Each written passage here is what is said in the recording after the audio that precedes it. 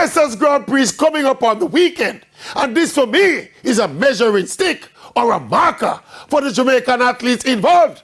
We need to take a really good look at some of these athletes who haven't looked good so far this season. The likes of world champion and Olympic silver medalist Hans Parchment, 400 meters world champion Antonio Watson, young sprint sensation Alana Reid, the super talented Tina Clayton.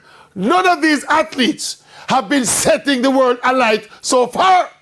Well, in comes the Racers Grand Prix, providing the perfect and timely platform to give us some indication that things are not as desperate as they appear to be. I mean, between injuries and a lack of form and God knows what else, as it is right now, based on some of the performances we've been seeing up to date, our prospects for the Olympics don't look so good.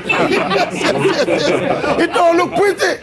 Some of them look all right, but some of them don't look so pretty.